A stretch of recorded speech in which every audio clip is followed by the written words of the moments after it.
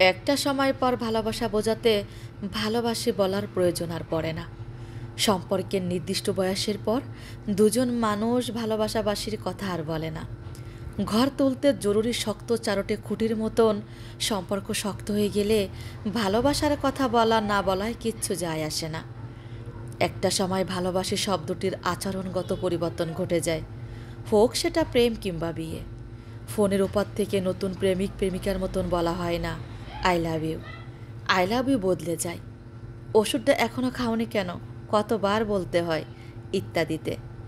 অ্যানিভার্সারিতে দামি গিফট কিংবা জন্মদিনে পার্টির বদলে বিকাশে কোনো চলমান কিস্তির টাকাটা পাঠিয়ে দিয়ে বলে দেয় আগামীকাল কিস্তিটা দিয়ে দিও। তুমি না খেলে আমিও খাবো না টাইপের ছেলে মানুষই আর করা হয় না। সারা রাত জেগে বাচ্চা কাচ্চার নাম ঠিক করা জুটিটিও রাত জেগে ক্যারিয়ারের পড়াশোনায় ব্যস্ত থাকে। ফুল কিংবা নূপুর ঘড়িটাই কেনার বদলে দুজন মিলে ক্লাসের জরুরি বইটা কিনতে যায়।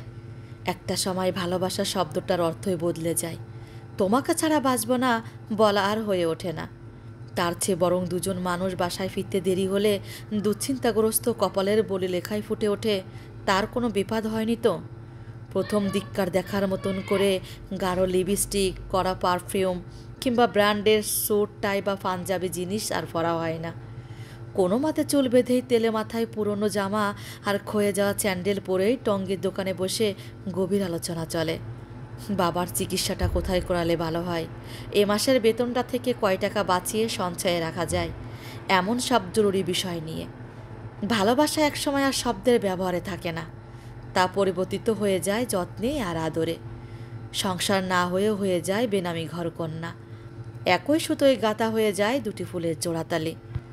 জীবনের পাতা উল্টালে দেখা যায় জীবন থেকে কত মানুষ হারিয়ে গেছে, যাদের হারাতে কোনো দিনও চায়নি, আর তারা এখন আমাদের জীবনের অতীতের গল্প হয়ে গেছে।